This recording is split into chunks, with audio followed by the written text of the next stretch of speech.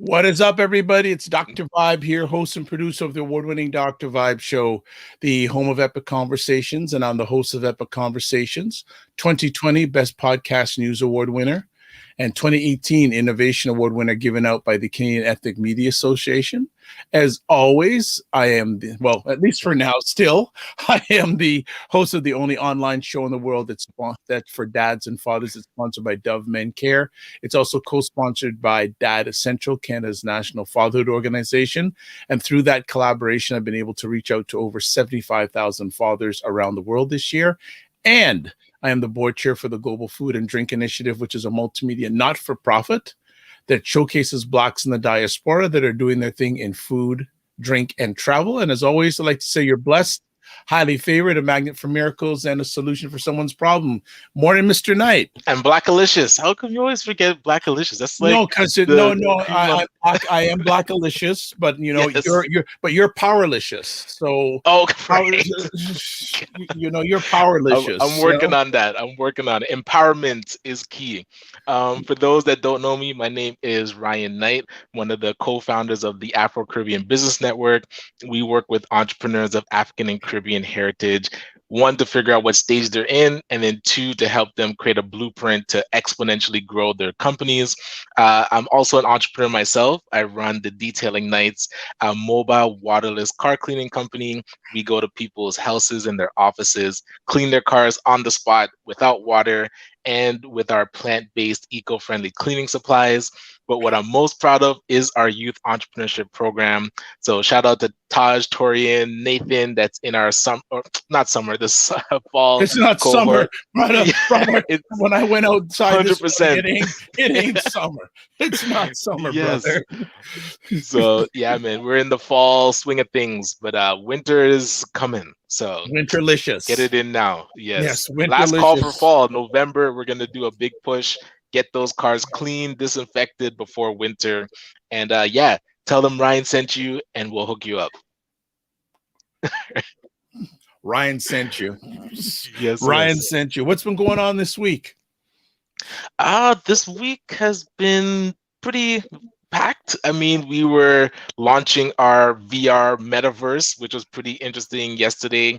Today, actually, as I'm heading downtown to see one of our great supporters, Susan Henry from Alternative Savings, I was able to actually stop in at another partner that we have. It's Loft Co-working Spaces. So I'll give you a quick look at the co-working space here. So I'm like, I need somewhere to present from. Yes. Yeah, to stop and not be in my car to be on the show. So shout out to Graham Wong, who's working on this project, and we're so happy to be partnered with him. So it worked out. I'm at the Castlefield location, right in between my Brampton home and downtown Toronto. So I'll be able to hit my 10:30 appointment on time. Yes. Well, do say hello to Ms. Henry. And what was going on last night? I hear you were dominating the airwaves again last night. Well, shout out to Nathan, one of our AC. He's also working for Detailing Nights, but he's a co-op student at Bramley Secondary School. So he's co-oping with ACBN, and he has taken over, I guess, accountability for our youth entrepreneurship drop-in sessions. So he was interviewing me, and hey, we had a couple heavy hitters, Tim, who's on today, Tim Fray, and also Eldon Holder Jr. And so just through conversations, I'm hearing exciting things are happening.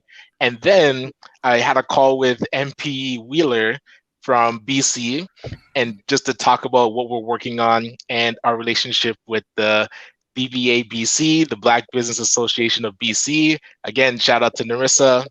And then we launched our VR world. So it was more like a troubleshoot session. We had to make sure and get people onto the platform. Even myself, I'm like, my password's not working.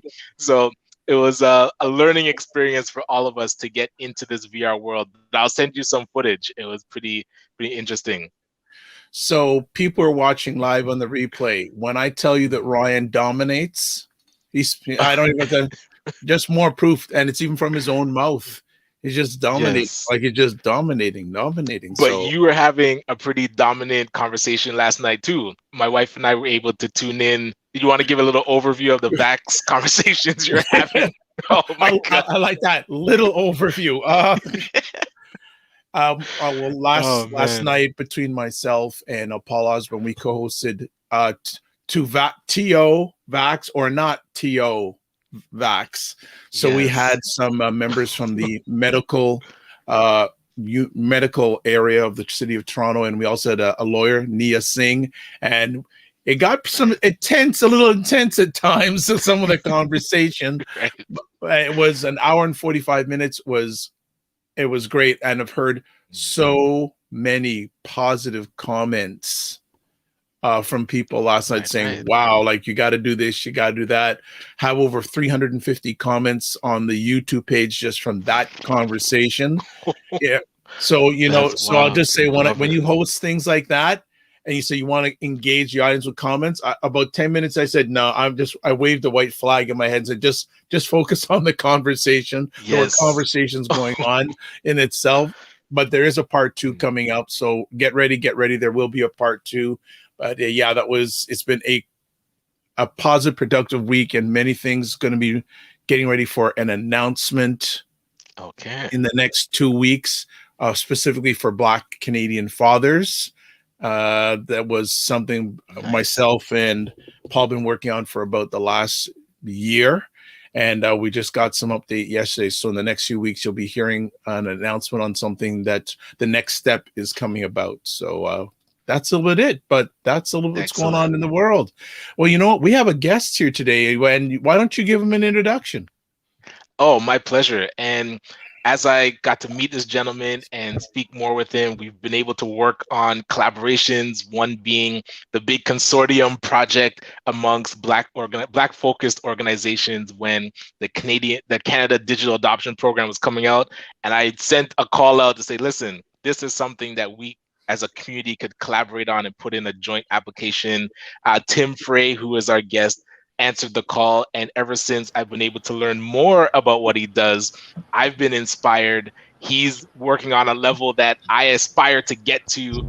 And so listening to what he's actually working on now, and actually coming out of the Real World Film Festival where we saw the documentary of Marcus Garvey, it makes what Tim is working on that more important, because that director had to self-fund it and didn't have the proper support that I feel is warranted for the work that he was doing. And we know that's happening across the board. So Tim, so happy to have you on today. Blessings. We appreciate you being here. Thank you. Thank you for having me. Thank you. Well, Tim, it's interesting. We've never crossed paths. And we're in the same sort of, I guess, ecosystem. Right. So question for you, can you just share a little bit about yourself to our audience for those who don't know much about you like myself? Definitely. First of all, I'd like to say thank you so much for having this platform. I mentioned that earlier. I want to make sure that everyone knows that what you're doing, Dr. Vibe and Ryan, it's so important in our community. And I'm just trying to myself look in the mirror and find myself, transitioning from the corporate world that I'm from to concentrate more on these topics for our community, to help our community go forward. Right. So first, thanks for that. I come from the corporate world. I've been chasing, like everyone else, as a young person back in the 80s. I was a bus boy, and and an artist, singer, a drummer, and we were chasing Yeah. fame and money, you know what I mean, in the 80s. And I worked everything I could do when it comes to restaurants while I'm actually doing music. And we got to some point in our music career where, nominated for Junos, travel the world, our little group Okay. called Selections with Justice McLeod. It's one of my brothers. He's one of the singers of Selections, and then the rest of them. So we made a little bit of a mountain push for our music, and I was able to grab some attention in the entertainment world from there. When it came to, obviously, being a starving artist, I had to do something, and I went to the restaurant. So I've done everything you could imagine possible in a restaurant or hotel when it comes to, from a dishwasher, busboy, to director of operations for the Palais Royale in Casa Loma for a number of years and set up the programs. And I worked eight in the Milestones in Ontario. I built all of them. And if you even travel across to Calgary, I built that Milestones in the Marriott, and worked for Circorp, and actually helped build, go from Alice Fazoulis to transition over to Scatterbushes. So I was a part of that world. And as I told Ryan before, I was kind of the only person in that vat of milk. You always see where I am. Yes. Right. Oh, there's that guy. He's black. Yes. So it's like that was my background. And then, with COVID, I had to kind of focus differently to help our Black community because we were suffering the most. So, yeah, that's a bit of my background. It's a lot more than that. But I just want everyone to know that, I come from those two things, the corporate world and then entertainment at the same time. Well, and when we first talked and you told me about your background around setting up these franchises and being so process driven, I'm curious your perspective on the Black business community. And are you seeing a lack of process, or are there things that you've learned that you can instill in our Black entrepreneurs? So not unlike Bates, I found myself, when I transitioned from helping Peter from Circorp, I went straight into trying to help our Black businesses and found out that they were not ready. Look at anything from walking into the door and not having anyone looking at you and greeting you, or sitting down at a table and no one gets to your table for like maybe 20 minutes sometimes. And in a Black restaurant, right? Those things, that means they don't have a standard operational practices, and they're not following all the rules that you need. So I thought, oh, wait a minute here. I can't just go into this restaurant and help scale them up and franchise them because they're not even ready. Do you know what I mean? So what are we supposed to do? So I had to take a step back, unfortunately, and all the calls that came into me, just ask them some questions, and then I would have to say no, but this is what I'll do. I'll work with you to get to the point where you need to be for me to help you. So I found that a lot of our Black hospitality businesses were not ready. You know what I mean? They jumped out from the kitchen and they went into a little space that someone gave them, but they didn't have the tools to actually succeed, to go scalability, to go to 3 restaurants or 4 restaurants or 5 restaurants.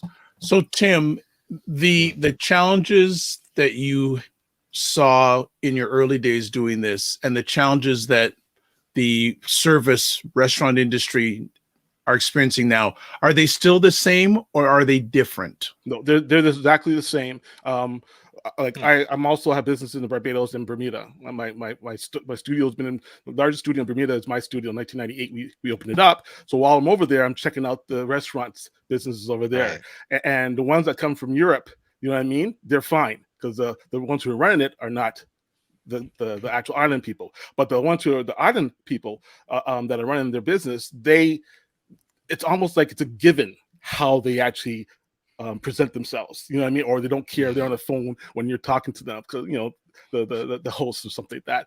It's almost like it's a given. That's how it's supposed to be. And they come over to Canada, and it's only those few. You always could talk about the 1 or 2% that actually understand service and how important guest experience is. And then there's those other ones that just don't care. So it's still going on, Dr. Vibe, till today. You know what I mean? Unfortunately. Now, there's people that are accepting the change and they're asking for it, but then again, they don't have the capital to put into like someone like myself, you know what I mean, or my group, you know what I mean, Gotcha. to have me come in when I have the next door guy, like this a company called Pier 87 that I started, you know, they have deep pockets, so they would bring me on for $80,000 to $100,000 a year just to come and consult with them 3 or 4 times a year and make sure that their business is set up properly.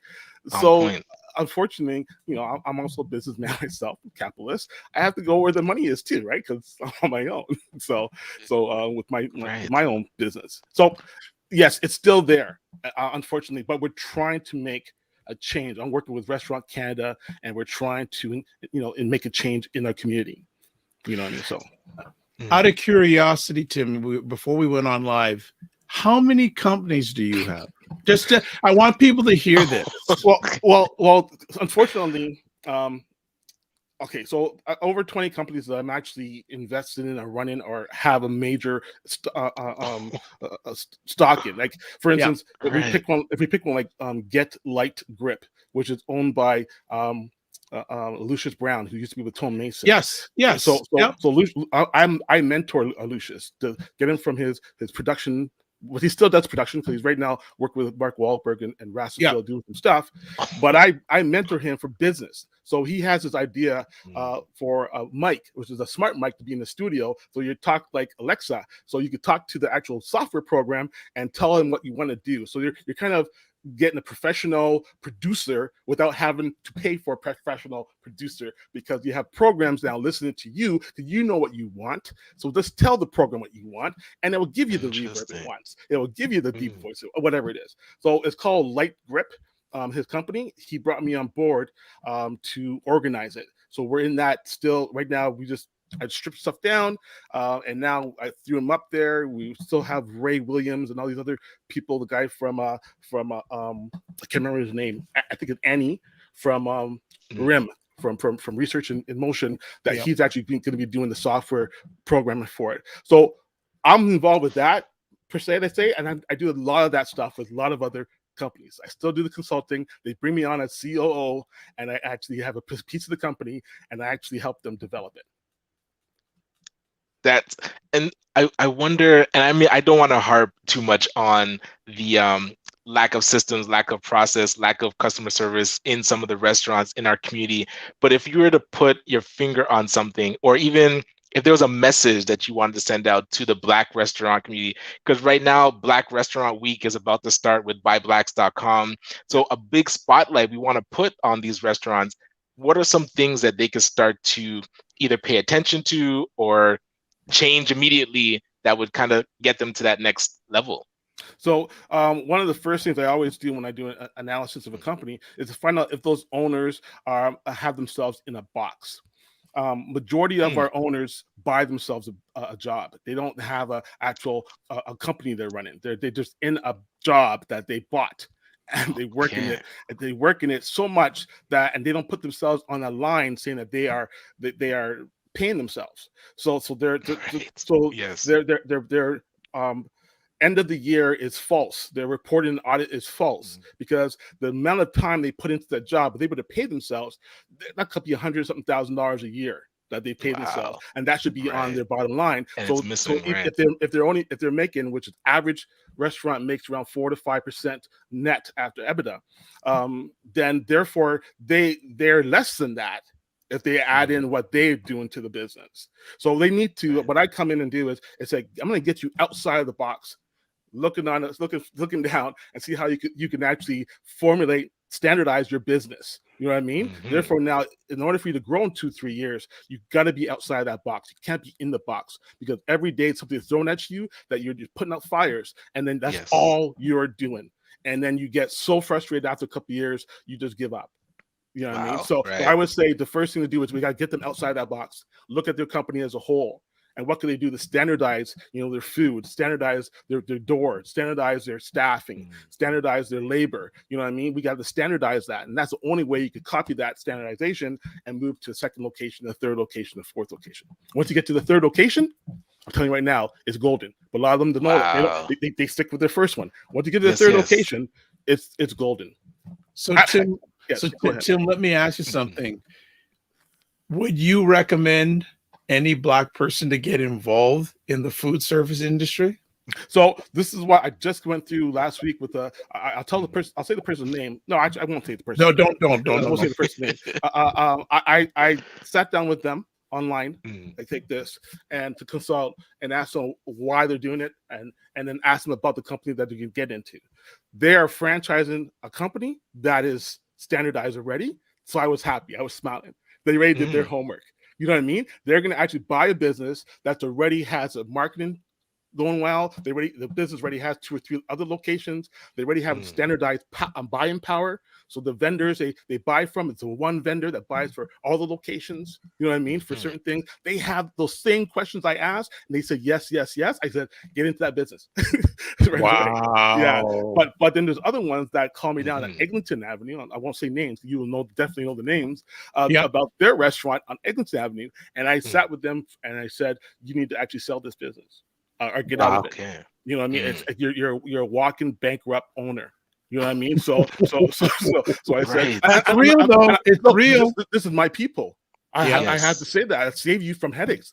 I remember not being able to sleep at night, worrying about the paycheck next. Because you think about it, you think every 2 weeks to do a paycheck, but it's every week that you're doing processes for that paycheck. You know what I mean? So you're always thinking about, can I pay that person? And you're always doing stuff, and it's a worrisome of. Is someone going to come to that door today? I'm not going to have enough people come to that door to pay for these people. So it's really, really, it's another headache you want to go through. I don't want to see my worst enemy go through it. So I try to have you stay away from it. I actually told someone 2 days ago not to get into it. And I only did that because to save him from himself. Because he loves drinking, and if he was to get in the bar, he would drink the bar. Yeah, you see the kid in the candy store. It's like you can foresee that coming. Yeah, so I said, do not get into this, brother. And then I'll give him other suggestions. I didn't say don't do it, but I'll tell him why, and then give him other suggestions what to do to invest his money. What percentage of restaurants make it off the top of your head after 3 years? So with less than 3 years, majority of businesses fail unless you're corporate. Majority of businesses, and they got 3 years to make it, will fail. Restaurants within the pandemic right now, there's a lot of people going bankrupt. There's a lot of people are trying to transition. I've actually recommended over the last 2 years transitioning to takeout or ghost kitchen. You know what I mean? Yes. So to do a lot of stuff with ghost kitchen. So my really good friend, we'll talk about afterwards, Rob Brentford. Him and I. Oh, Rob, haven't seen him in a minute. Yeah, so Rob and I are really good friends, and we're gonna be doing a ghost kitchen. His Rob Brentford catering company is gonna be in charge of that at my building in my units in Scarborough. But what intersection? Don't say the address. What intersection in Scarborough? Bellamy and Progress. Bellamy. I'm about 10 minutes drive from there. Oh, okay. So there's other churches on that. Yes. Road. Yes. Well situated. Yes. Yes. So what's happening is I realized you have to transition into something that's going to make you be viable, or else you're just going to drop off. So regularly in the before post pandemic, it was very little amount of businesses that survived. You know what I mean? Unless you put all your savings into it and you could last for 3 years, hopefully you get attraction. But most of them don't. It's the corporate ones that do. So what my thing to you is, I always ask, what are you close to as far as service and as far as a product and whatever, as far when we start talking about corporate, like a major. And if they tell me, no, we're unique, we're different with this and that, they're going to be failing right away.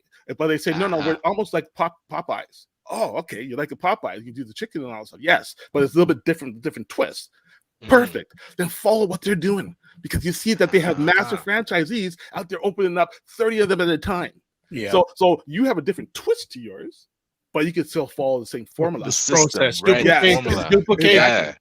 Exactly. Duplication. Brother. Yes. Yeah. Interesting. I have a question here from Charmaine. Hi, Tim. When you standardize your services for brand recognition, at what stage do you make changes to that, or what influences the need to make changes, if any? Good question. A good question. So first of all, when you do anything in a business, and maybe Ryan would talk more about this too, is you have to make sure you set up a marketing plan to brand it and put the message out there. Especially if you have people that love something you were doing from before, you can't just switch it. You know what I mean? Or Yeah, else you lose true. you lose those people, right? So when you standardize something, you got to make sure that it's being the message that's going out there, whether it's social media, whatever channel that you use for messaging. It's coming on Dr. Vibe Show, talking about your new your new twist to your chicken that's coming out soon. Blah blah blah blah. Yes, yes. So when you standardize something, you want to make sure that you let people know about it first, especially if you have a following. You know what I mean? In the restaurant, it doesn't matter if you only have 20 people following you. You gotta let them know that you're going to be switching your chicken. The one that they loved before is going to be a little different because you don't have to tell them you're saving money, but you could tell them that you found a way of providing them better services because you could now hire another server, hire another bartender because you're saving all these money with the standardizations. You know what I mean of certain processes. Great. Well, you know what? Since you have 20 businesses, I know one of the things you're also. Oh, actually, okay. Actually, the questions are starting to come. Tim, you're going to be a regular visitor. Here's from our number one follower, Christopher, saying, for new restaurants, is there funding to purchase new equipment? There's always funding to purchase new equipment, but once again, as Dr. Vibe and I talked about off the air, you start going to these companies and they start laying on you standardized lending practices, and they start telling you, they want your firstborn, and they want your all this other stuff in order for you to get the new equipment, and it's like, sure, they'll lend you the equipment, but they want your business. Unfortunately. Wow. So then you go to the bank just to have money, just to save for equipment. And the same thing again, standardized lending practices. If you're a small Black business, you're not going to get it. You know what I mean? Unfortunately, that's just the 5% will get it, but that's about it. So yes, there's funding for equipment, but you're back to the same. How do I get the funding? And which way do I want to go?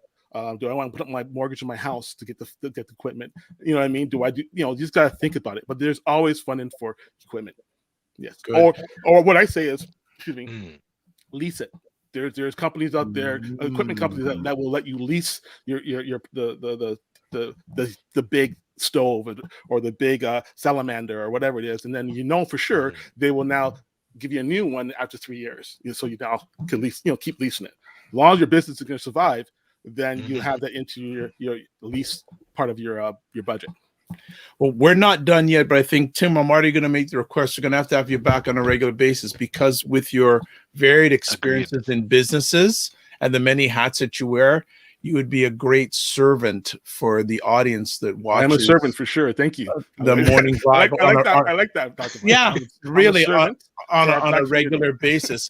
I'm going to pivot because I know Ryan's got to leave soon, but I know you also are very much involved in digital media, digital production, and if you want to share with us the Fray Cat Productions media hat of your life. Definitely. So to pivot from in the COVID world, I've gotten a lot of requests from well-to-do, and you guys will know them for sure. Well-to-do, let's put it this way. I'll just say, in November of 2020, a bunch of guys called me up. Earl White, Gary Kane, Ricardo Diaz, Ian's son, and just guys like that called me up, and they asked me how to get them into help them create a company that will allow them to get funding to do shows, because they are all in their own silos doing a lot of different things and great things, but they realized that they needed help on the business side. So I thought, well, how can I bring my business acumen to these guys? After doing some research, this is like late last year, I realized I couldn't help them per se. I could help one or two of them, but I couldn't help them as a whole because they weren't all on the same page. They're all doing it for different reasons. And when I found it out, I said I couldn't. It's going to be a detriment to the whole group by all of them individually join the group. So without bad mouthing anyone, I just said I would not step in there to help them. Then I got a call in May from general manager of Viva TV, and Robert from Viva TV asked me, Tim, can you come down right. and take a look at what we're doing and see if you can actually help us here? And after a 2-hour meeting, it's supposed to be 10 minutes. After a 2-hour meeting, Robert, I found out that they were missing. There was a need for Black shows that weren't there. So I went back and said to my team, I go, I'm going to actually put down some names of Black production companies and give it to them. And then I realized after I started putting all these companies down that Ryan, they're like what Bates did with BBPA. They weren't ready. They needed a program to get them ready. Why would I give these production companies who were doing great stuff, but they weren't ready and set up as a business to go and give them to like a Viva TV or any other platform? Gotcha. Right. So, and this happened just in May. So what happened is Jay Martin, if you guys know Jay Martin. Yes. So Jay and I co-founded this Black consortium, Fray Productions Black consortium a few months ago, and we put together the production companies I was going to give to Viva TV. I chose 9-10 of them and brought them in.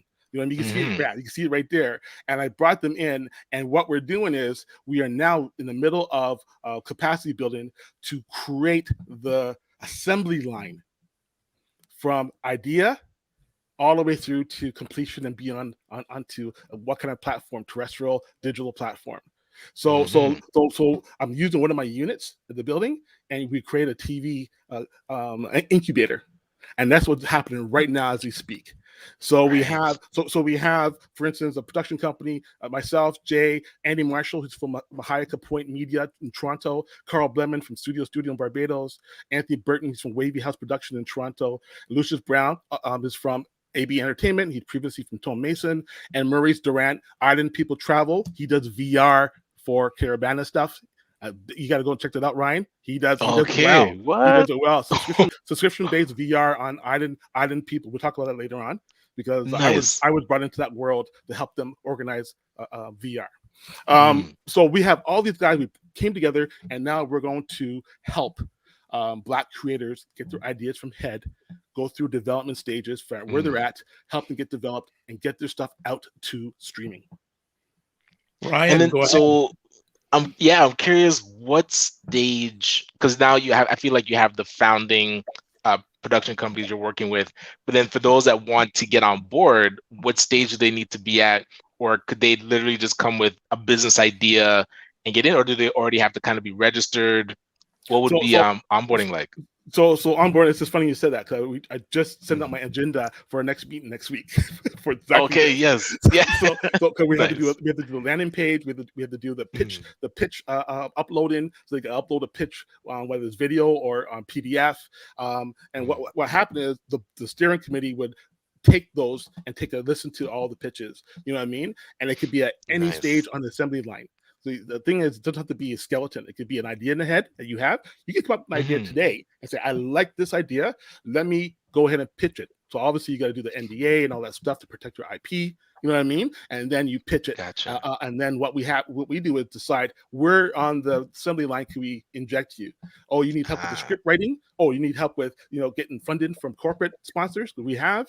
Or you need help with actually pre-production or post-production or video editing. And we figure out where to put you on the stage if we agree to green light it. It has to be agreed upon that this idea is going to work, and we greenlight it. And then we bring you in there and work with you on the team. You know what I mean? So what type of media content can one bring, whether it's idea or in print? Does it have to be digital? Is it television? What formats of content can one bring to see if your consortium would help them take it to the next step? All of the above. So right now I have a partnership with NCRA. If you guys know the National Campus Radio Association, I have so therefore now I'm working with Luke right now to actually provide 131 radio stations across Canada with Black content shows. So I already have the landing part. After the good developments, I work with Viva TV. Obviously, I'm also working with Vular.com, where we can actually put up shows up there to get bought from around the world. I also have Back to Black TV digital. So we have spots to land stuff on for radio shows, podcasts, TV shows. We have spaces to land on. I also have talks coming up with Netflix and with a few other places. But before I go ahead and talk to them, I want to make sure our foundation is set. We have an assembly line going, and we have like 100, maybe 50 to 100 shows being developed as we go. Because that's the thing. Once they know that shows are being developed, they could be like stupid shows like what's that show? The most famous show right now, the successful show in Canada. It's the one that has no talking. I can't remember what it's called. On the Comedy Central, I think it is. Don't know. But Jay told me what it is. Basically, you're doing skits and you're punking people. I can't remember what it's called. Anyways, and that's the most profitable show right now. Simple to do. So Jay goes, whether we do these very simple shows for Black shows or very movie shows like what Andy Marshall does. He does movie stuff. He's in the real world. And he does all this other stuff. And Jay just got he'll announce this at some point. He just got rewarded a number of dollars from CBC to do a movie which the Black Consortium is going to take on. So it doesn't matter where you are, what level. We just want to get shows created because we know there's a need for it. So therefore, now how do we help Black content creators get that done? And that's what we're trying to. And look, we're not unique. Real World does this. We got the brothers in Scarborough. They're doing that. You know what I mean? Yeah. I don't remember their names, but I know who you're talking about. But I think though what makes you maybe a little bit different is the evaluated experience that your consortium has. Gotcha. And I think if I understand what you're saying correctly, the access to capital and community. Yes, resources. You've got those resources. Definitely. So I think that and a lot of times it's there's more to Canada, there's more to the world than CBC, and you want to go global. If you're not thinking global, then I can't say you're serious. Thank you. You're right. And that's why I have Vular and All Right as a platform that I'm on. I got approved to be on to land my stuff on there to be shown to Asia, shown to UK, shown whatever. So this my guy knows if you have an idea and I like the idea, whether or not it goes on to Rogers or to Bell, it's going to go onto a platform where someone else is going to see it across the world. Exactly. And you own your own IP now. Everyone that's on here owns their own IP. Therefore, now you can broadcast. You can send it a broadcast syndication. That means that anyone could play your show, TV, radio, podcast, anywhere. You own the rights for it. No one can shut you down and shelve it. You know what I mean? The whole point of this consortium is allow you to keep your IP. Yeah, and then go from there. Syndication is where it's at. And if people don't know what syndication, I'll just say one show: Law and Order. Yes. Okay. This is the media guy here, Dr. Vibe. He knows, right? It's like Law and Order is on so many channels. It's repeated so many times. Dick Wolf. If I would love to have a sit-down conversation with Dick Wolf, because that gentleman is a creative genius. Because Law and Order. All I know people like the Chicago Hope, Chicago Fire, Chicago PD. Dick Wolf again. Dick Wolf, yes. Wow. So I didn't want to glaze over that part about owning your IP. Own IP. Yes. Why is that so important? So important. Yes. So it's the same thing. We could talk about what I'm doing with Universal Records and Virgin for Look, I was at Universal before it was Universal. Let me put it that way. So I have my own record company and my own development team for music. So I do this for music and for sports. So we could go into that's another thing.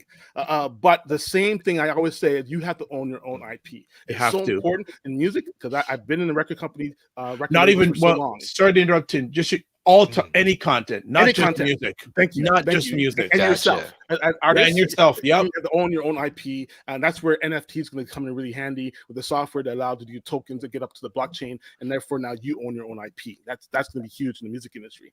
So. So for us with the Black Consortium, no one in here owns each other. We all are just companies coming together, just like what you did, Ryan. Remember I mentioned that because you were doing that with the business guys, and I said, yeah, you need a consortium like we did, come together and we work together. Collaboration, share resources. Like right now, we're making a list of what we all own of the studios in Bermuda studios and Barbados studios here, all the equipment we own. We're making a list of what we own to use with internally, and then what we need to get. You know what I mean? If we need to get, a helicopter or whatever it is, so to do aerial Excellent. shots. Well, that asset mapping is so key. Asset mapping. That's what we're doing now. Yes. But to the IP thing, it's so important that you keep your own identity. Absolutely. Therefore, You now have as Dr. Vibe would know, broadcast syndication is so important. You know what I mean? It really is so important. So you would be able to have your show being played today here, and I'm watching your show here. Someone in Asia is watching it soon. Someone in Morocco is watching it, and you still getting all the money for it. It's yours. No one else. That's where the real key is in syndication. Yes. That is that in especially digital property. Yes. It's because it's so easy now to have your content broadcast on different platforms. With one of the shows I do, it's rebroadcast on 2 different platforms in the United States every week. Every week. So that's the key. Well, I know Ryan has to go at the top of the hour. So what we're going to do is we're going to get one more question in for you. We're definitely going to have you back. So what I'm going to do is Charmaine has a question. What advice would you give to entrepreneurs seeking to enter into other business areas? How much extension is enough? And how do they create that balance in terms of good management control? Wow, Charmaine, you're coming good. Love that. That's a great question. I would like to say it's unique, but it's not, because I'll tell you why. Transition. I think Ryan, you would know this better than I do. Maybe taking what you know in business and pushing that onto another business is not new. Do you know what I mean? If that makes sense. I can't remember what the word's called. Very true. When you're taking I know how to do this, but I could still take that same way I know how to do this and do it to something totally different. So whether you have run a restaurant or a clothing business, or you run a weed business, it's almost like those core competencies of operating a business. Yeah, how to operate business. Yeah, the processes. So I can't remember the exact word. There's a word there for it, but you're taking those and you transition into something else that you might like, you have passion for. Especially when you get older, like myself, you start realizing that what did I love to do before, and can I turn that into business and take what I learned in the corporate world and apply it to there. You know what I mean? To make that work. Absolutely. So yes, you can, Charmaine. You need to actually find what you love, take what you were really good at to make a living, and apply those to what you love. You know what I mean? To go forward. I'll just add another thing too. When you come up with ideas, don't fall in love with them. So what I'm saying is, when you come up with an idea, we all go, yeah, I got the greatest idea. It's so okay, put it aside. All right. It's an idea. It's a business. It's not your mate. It's not your partner. Right. So get away from the love phase and then go to it and say, okay, what needs to get done in order to make that happen? Yes. Is there a market for it? Is there a need for it? Yes. Ask people. Is it a hobby? Is it a hobby? Exactly. Right. Yes. So that's just one thing I'm going to add. But again, Mr. Ryan has to leave, so that's why we have to start calling it a day, because Mr. Ryan. Sorry, Dr. Vibe. No, go ahead. You're going to come back anyways. There's one more thing I'd like to leave for the audience. There's this program that I created called the 6 Elements. How we develop it to train artists, but I use it now to train for anyone. It could go towards business also. Gotcha. The 16. So when someone calls me and says, "Can I actually do this business and what can I do?" I ask them. I go through and do an analysis with them, and I ask these 6 things to find out where in the scale from 0 to 100 are they, and that is their vision. You know what I mean? I go through and see what's going on with their vision and where they're at with it. Also, then there's a commitment. I find out where they're at with their commitment, you know what I mean, as far as starting something new, different, especially today with transitioning. And then I look at their foundation.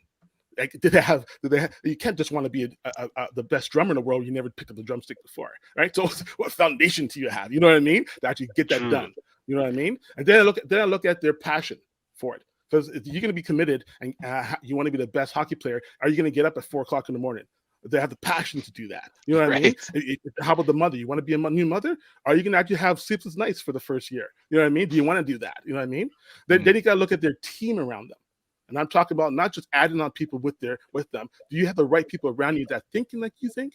You want to be a millionaire? Are you around with millionaires? You want to be a good businessman? Are you around Ryan Knight? You know what I mean? And you're following Ryan, him, seeing what he's doing. Millionaire Ryan Knight. so man, I'm finding out more every day. And then there's the last thing is performance.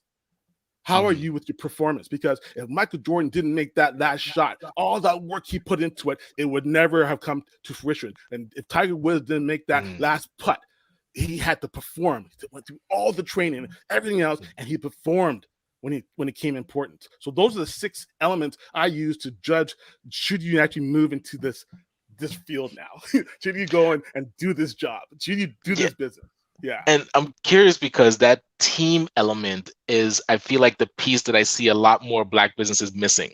We have a ton of solopreneurs, a ton of people that are running, especially on Eglinton, that have just been operating on their own. They might have employees here and there, but they don't have that core team. So even if you have the passion, you can perform, you have great vision, you have the core competencies to execute, but it's all you. So the business lives and dies with you.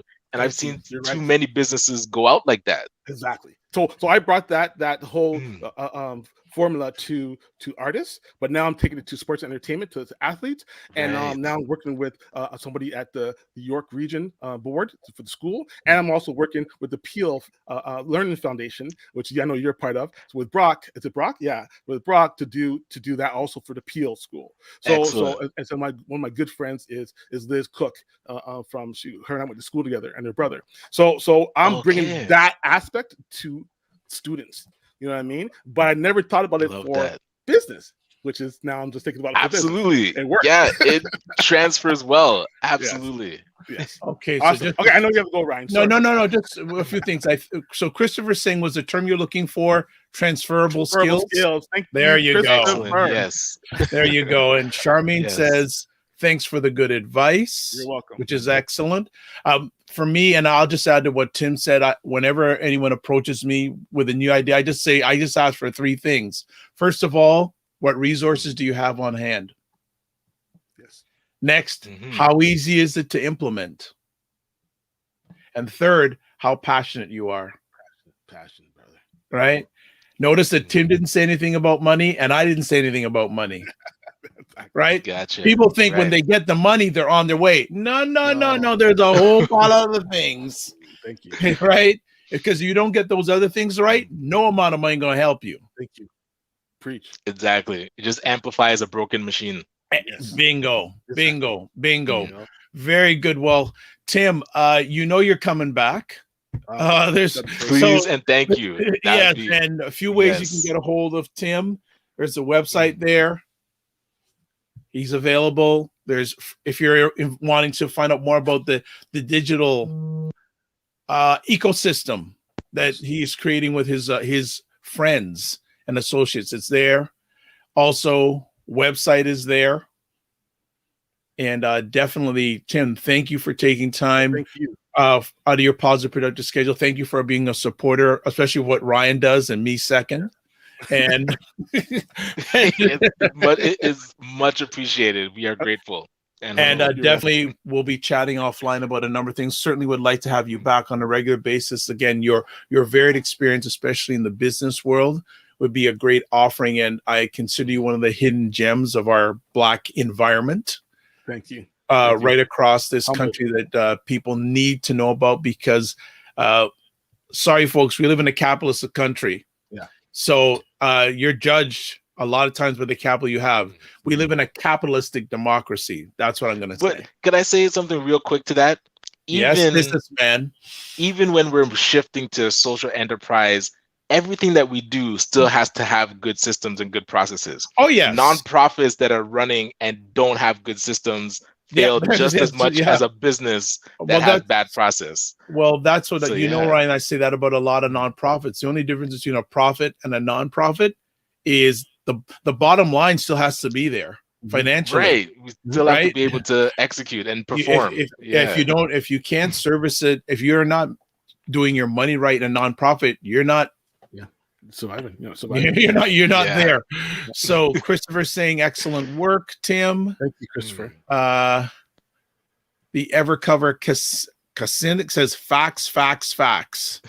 And Yes. hashtag Tim Fray. Let's say hashtag our Black community. So There you go. Yeah. Yes. So, Tim, thank you so much. You're welcome, Pleasure. brothers. We will have you back.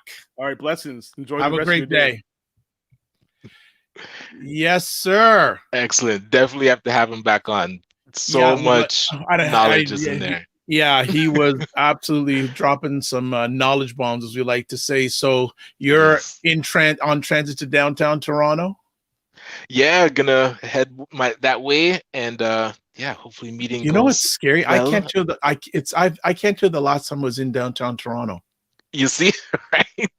I haven't and so many times I've like declined meetings and shifted them to video meetings now. I'm like, listen, I'm not coming downtown. Let's just do this on video, you know? Yeah. It's like, you know, parking. It's the whole thing. It's a whole production. The trip there, parking, time, the meeting, and then the trip back. Like at minimum, half your day is gone. Exactly. So, right? Time never lost the fight. You know, that's what I tell people. That and it keeps getting stronger. Yeah, and I know people are sick of video meetings, but I like efficiency, and the most valuable thing I have is time and relationships. Big time. Yes, yes. Time and relationships. So what's up for the weekend? So we are gonna figure out what we're doing for Halloween. On Saturday, we're doing Black Boys Code, the second part of our building our website series. So excited about that. And yeah, I mean, other than Halloween, try and take it easy. How about you? I've got a pile of editing to do. Oh, right. You mentioned that. And it's piling up, so I've got to get that done. So I'll be, and I think it's going to be raining at least the rest later on today and most of tomorrow. So I don't want to be out in the rain, so I'll be editing. Also, Sunday on Black Canada Talking, we have a gentleman named Doug Minter, who's a consultant from the Black Chamber. Black Chamber is going to be on. So that's going down. And then tomorrow night, we have Aisha and Jill's State of Things with Aisha and Jill. So they'll be dropping knowledge bombs about what's going on in America. Chris says, I look forward to Mondays and Fridays. Wonderful. Love that. Great show, Vibe and Night. Well, I thank you for putting me first. I don't deserve to be. Ryan needs to be first. Because it flows, man. Hey. You can't mess with grammar. Vibe, the letter N, and night. There you go. Vibe and night. Yeah. You got to do that. And then who do you have on Monday? So I believe Moi Fung is scheduled to come on, the winner of our business grant. And we want to learn more about what she's doing with the great work with women entrepreneurs and getting them the support and resources that they need. Yeah, looking forward to that. Very excited. And I think she'll also be talking about the upcoming second season of her online show, Moi Talks, which I helped her launch her first season. I was actually her first guest on her first show. Good stuff. That's going to be good. So everybody else, have an outstanding weekend. Remember to give yourselves grace. Very, very important. But as always, remember, live your life as a dream. If you can dream it, you can make it. Sometimes you have to get small to get stronger. Block assumptions, then aim bigger, aim better, aim higher, aim wider. Love, faith, and respect. And remember to give yourselves grace. And I'm going to plug it again. Watch the replay of the box conversation I did last night, especially go to YouTube, and also follow us, whether it's on Ryan's Facebook or the ACBN Facebook page, my Facebook page, the Dr. Vibe Show, Ryan's YouTube page, Twitch. We're both on Twitch. So follow us wherever you see us, and also get in contact with us. If there's any show ideas that you have, please tell them. And if you want to come on, or you have someone who would like to come on the show, we'd love to have you. All right. God bless. Peace to all. Keep the faith. And remember, walk good.